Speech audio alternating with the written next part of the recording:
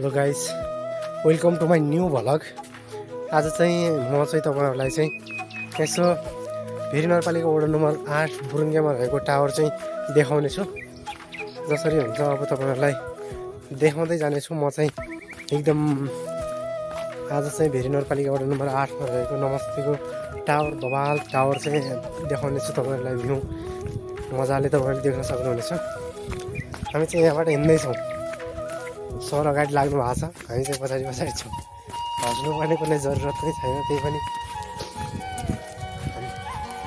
Sir एकदम तरिकाले हामी चाहिँ हिँड्दैछौँ।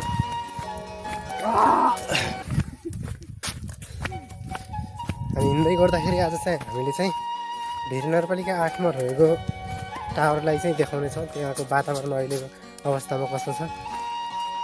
झन्डै त्यो टावर बनेको 3-4 वर्ष भइसक्दा पनि अब त्यो टावरले काम चाहिँ गर्छ कि नै, त्यहाँ गएर कस्तो छ त्यो टावरको अवस्था, काम चाहिँ गर्छ कि नै भने पनि त्यो टावरको अवस्था चाहिँ कस्तो छ भनेर चाहिँ त्यो अवलोकन गर्ने भनेर हामी चाहिँ हिँड्दैछौँ। अब तपाईँहरूले देख्न सक्नुहुन्छ हामी चाहिँ एकदम टावरको अवस्था कस्तो छ भन्दै एकदम हिँडिरहेको छौँ। टावर चाहिँ हामी त्यही हो जाने गाइस। टावर चाहिँ हामी चाहिँ अहिले चाहिँ देख्न सक्नुहुन्छ। हामी टावर त्यहीँनिर छ। बादल हेर्नु यस्तो हामी चाहिँ सर र आजको भ्यू चाहिँ यस्तो छ।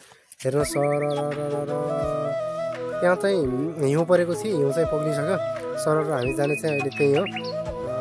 अब चाहिँ हामी चाहिँ टक्क गएर टावरनेरै गएर टावर चाहिँ कस्तो छ भनेर तपाईँहरूलाई वहीँ नजिकै गएर देखाउनेछौँ। टावरको अवस्था कस्तो छ टावरलाई चाहिँ देखाउने, टावरबाट देखिने भ्यूहरू चाहिँ तपाईँलाई देखाउनेछौँ। अहिले चाहिँ हामी सर र हिँड्दैछौँ। टावरलाई चाहिँ टावरसम्म पुग्नलाई अझै हामीलाई 10 मिनट जति लाग्न सक्छ, 5-10 मिनट लाग्न सक्छ। त्यही पनि हामी हिँड्दैछौँ। अब हामीले चाहिँ त्यहाँ गएर चाहिँ तपाईँलाई त्यो टावरको अवस्था, टावरनेर कस्तो छ त्यो टावरको अवस्था यहाँनिर देख्नुहुन्छ। यो चाहिँ बुरुङ्गेको गाउँ, बुरुङ्गेको यो चाहिँ टक्क यता स्कुल देख्न सक्नुहुन्छ तपाईँले। त्यहाँनिर स्कुल छ टक्क बुरुङ्गेको गाउँ।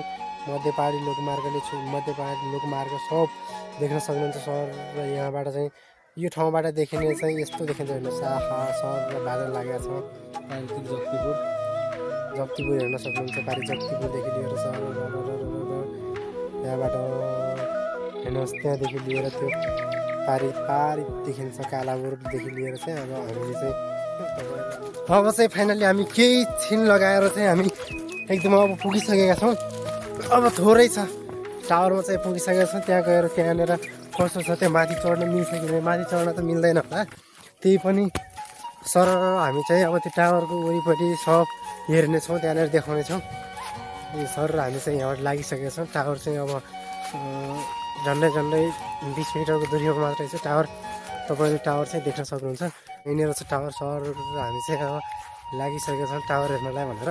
टावर चाहिँ अब यस्तो अवस्थामा छ। यहाँनिर चाहिँ यस्तो छ टावर।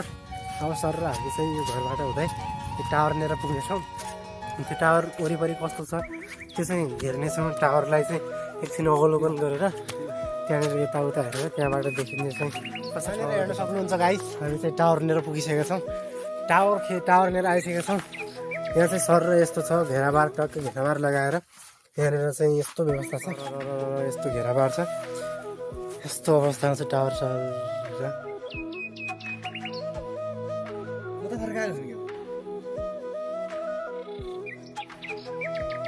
टावरलाई देख्न सक्नुहुन्छ। टावर चाहिँ यो अवस्थामा तपाईँले देख्न सक्नुहुन्छ। सर र फरफराइरहेको नेपालको झन्डा एकदम यहाँनिर चाहिँ नेपालको झन्डा छ। यसले चाहिँ नेपालको कीर्तिमान राख्नलाई बनाएको झन्डा हेर्नुहोस्। सर र टावरलाई उयो छ एकदम राम्रो छ झन्डा। सर जन्मभूमि एकदम जन्मथलो एकदम यति राम्रो अवस्थामा छ। सर राम्रो देखिरहेको छ। यहाँबाट देखिने दृश्य यो चाहिँ। यहाँबाट चाहिँ बुरुङ्गे घिम एकदम देख्नुहुन्छ। घिम बान्नी लामाखाटिया हुँदै यता पल्सनी हुँदै